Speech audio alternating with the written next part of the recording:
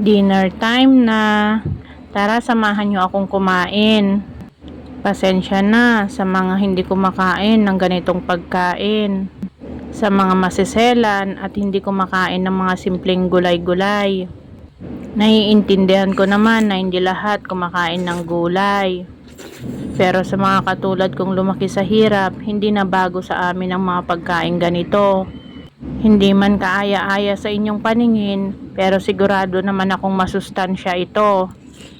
Spinach at laman ng kamote nga lang ito. Wala nang ibang sahog, walang isda o walang mga kung ano-ano pang mga hipon na dried hipon na maliliit. Kamatis, sibuyas, bawang, yun lang ang idinagdag ko. At syempre, tinimplahan ko na ng patis kasi dito sa Singapore, swertehan na lang kung makahanap ka ng bagoong. Ganito nga ako kumain, parang pinapapak ko muna kasi medyo marami tong ulam ko. Paraan ko na rin to para matansya ko yung kanin na ilalagay ko. Pero napakasarap nga naman itong laman ng kamote na to, maligat siya. Madalas sa mga Ilocano makikita ang mga ulam na ganito.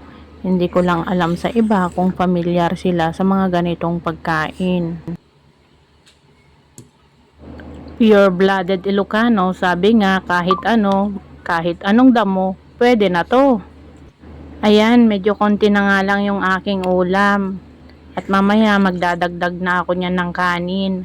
Konti lang ang kakainin kong kanin kasi pakiramdam ko medyo busog na rin ako. Isang mangkok ba namang gulay ang kainin mo? Carbohydrates na rin yung kamote, ano pang inaasahan mo? Pasensya na kung hindi ka natatakam, skip mo na lang kung ayaw mo ng aking ulam. At yan na nga, nagdagdag na ako ng kanin. At gusto ko yung ganito, yung hinahalo-halo. Ewan ko lang kung ginagawa nyo to, pero sa akin, okay na to, okay na okay to. Baka isipin nyo, wala kaming ulam. Syempre meron, nagluto ako ng ulam. Pero ito lang talaga ang gusto kong kainin. At hindi ko na gustong kainin yung mga pangkaraniwan kong niluluto. Hindi na ako natatakam, umay na ako. Ayan, sa nakikita nyo. Yun lang, bye bye.